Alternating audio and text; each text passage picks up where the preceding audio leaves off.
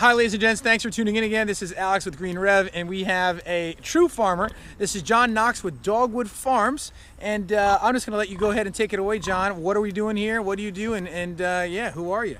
Yeah, so we're out here with Pickles and Herfs, who are some of our breeding sows, and we're standing on my 30-acre organic farm where we do pastured pork, lamb, chicken, and a whole variety of vegetables for a CSA and market farm that we run here in Hillsborough, New Jersey. Pastured pork, chicken, lamb, a whole slew of vegetables. Yep, tons of eggs. Eggs? Yeah, and we do a lot of value-added products as well. So with our eggs, we're making pastas. Combining with our pork, we're making raviolis, lamb raviolis, vegetable raviolis. Right now in season, we have zucchini garlic scape ravioli, lamb ossobuco, and pork ossobuco. I didn't realize that was such a fancy upscale place. Ossobuco, right. wonderful. Right. All right, We don't mess around. This is wonderful. We also grow a lot of tomatoes here. One of our big crops is tomatoes, and we'll be getting there in the tour.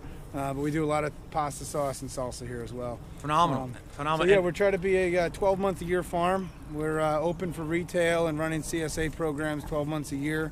And that's a big part of getting people out on the farm all the time. We're trying to be, a big part of their groceries every week. Your milk, your eggs, your meats, and we try to do it all here. And so, can you explain to our viewers who don't know what a CSA is, how it works, and why it is such a great way to get nutrition and food into the house, groceries? Yeah, so we do a meat and vegetable CSA, and it's a way for members of the community to become members of our farm.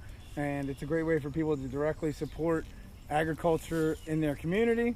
It's a really great funding mechanism for farmers, especially small beginning farmers who have little access to capital.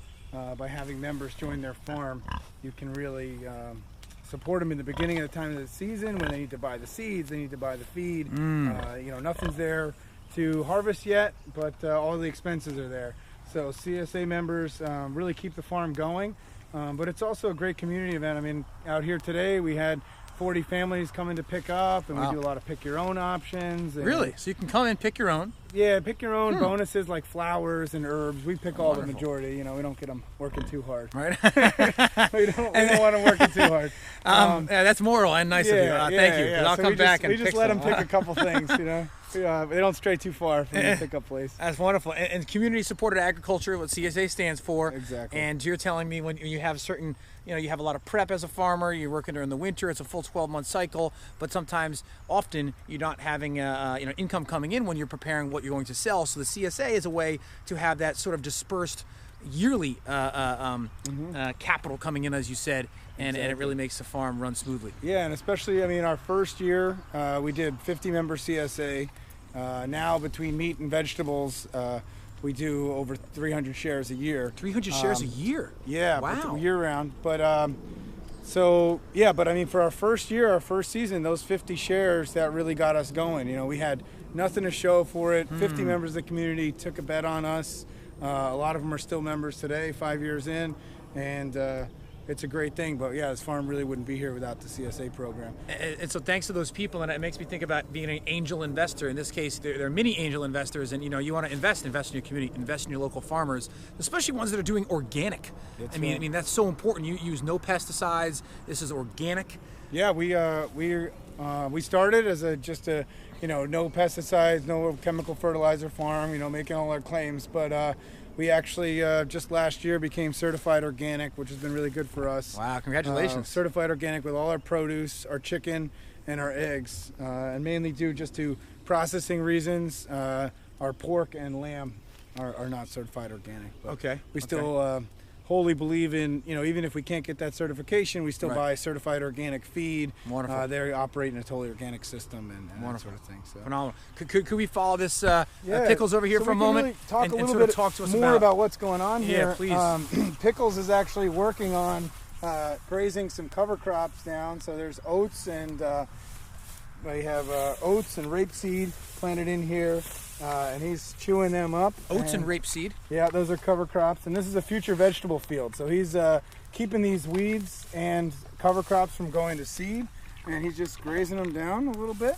And, Pickles. and we have the same thing as we go further down. We got a crew of lambs that are chopping away there, you know? So is the cycle what I think it is? They chomp away, they eat, they excrete, they poop, and then that feeds the upcoming crops for your upcoming... That's feeding our soil.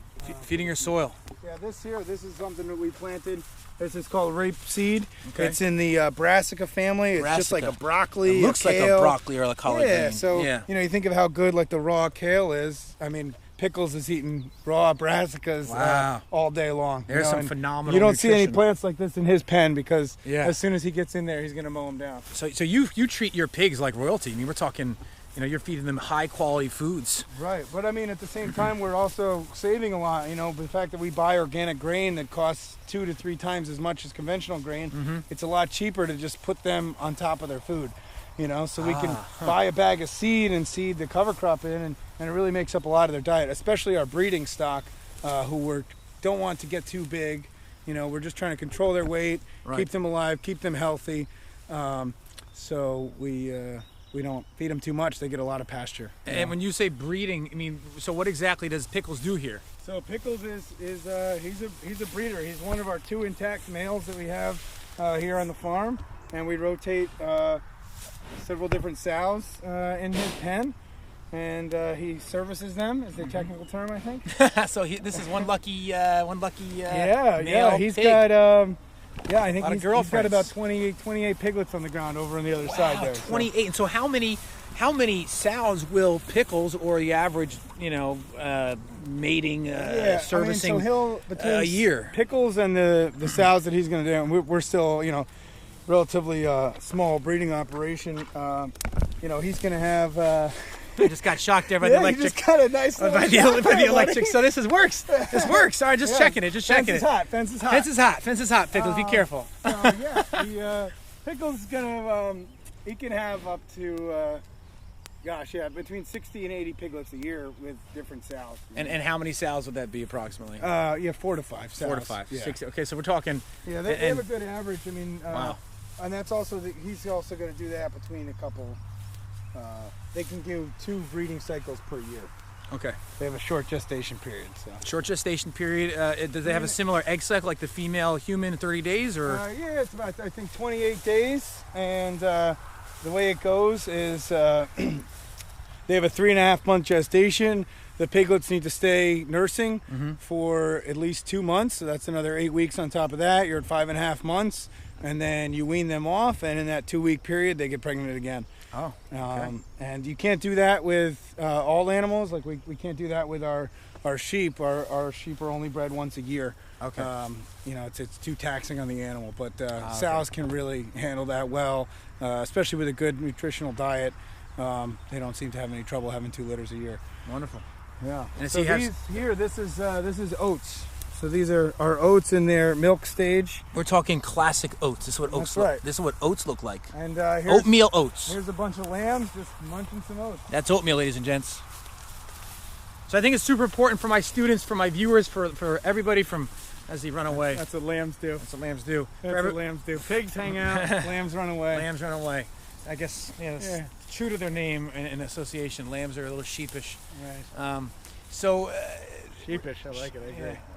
You see that, but you can watch them. They're just chewing up those top tassels of oats. You know. Right. I mean, Right. They and a bag of organic sheep oats is like $40.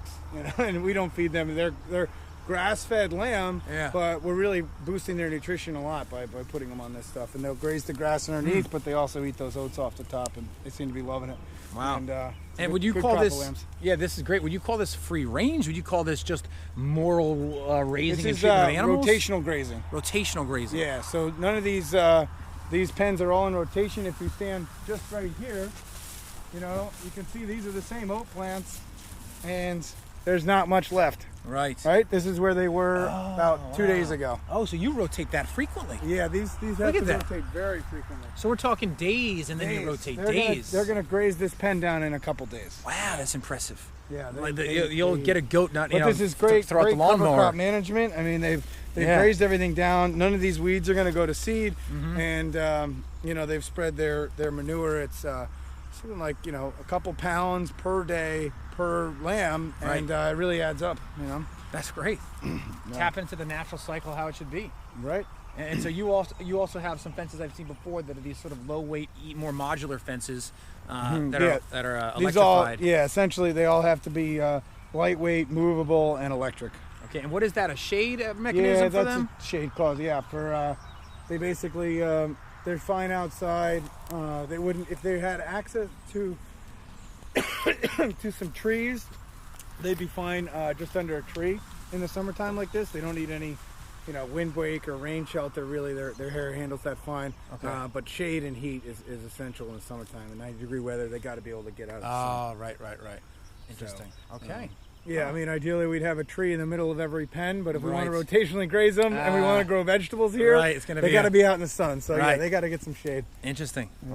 Wow. Huh. But yeah, I mean, it's they have a pure salt mineral lick and oats, and that is their this grass, and that's their whole diet. Salt mineral lick there. Yep. And that white looking thing. Yep. And there's the water. And grass and water, and that is the sheep formula. Sheep formula. But yeah, I say all the animals are pretty simple. You know, they all need fence and food, and as long as you keep bringing food and water inside the fence, they'll stay.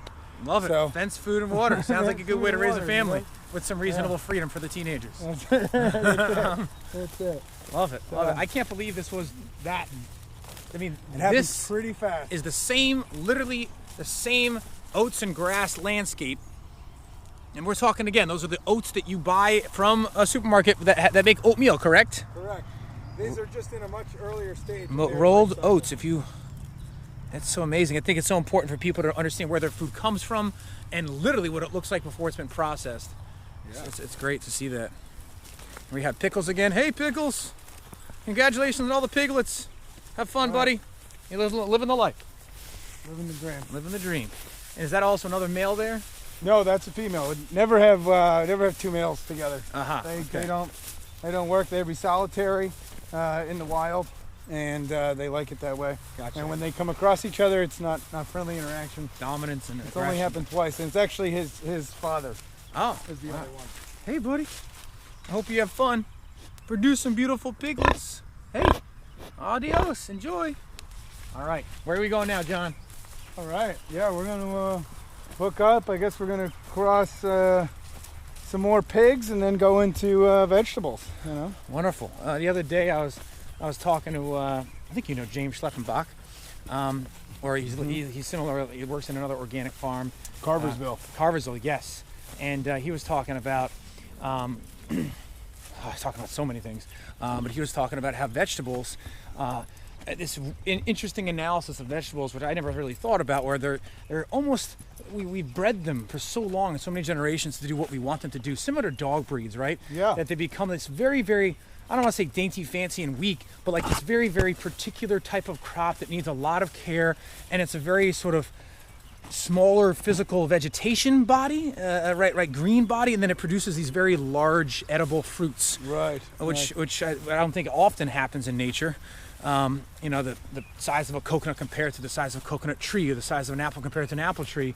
You look at vegetable plants, you see this tiny little plant sometimes with this huge eggplant or a huge pepper. Right. Because we bred them, it's almost like chickens, to have like a huge chicken breast so we can harvest the most. Yeah, I mean, that's why, you know, tomatoes need so much trellising and support is because they put on way more fruit than they can support, and we also try to grow them vertically when they're naturally like a ground laying plant. I never knew that. You know? Yeah. Tomatoes are naturally ground laying. Yeah, they would just lay on the ground like a bush, you know, and all that weight would be resting on the ground. But, you know, the practicality, you imagine picking tomatoes, walking through on the ground, it'd just be like squish, squish, squish. Right, so interesting. You got to pick them up.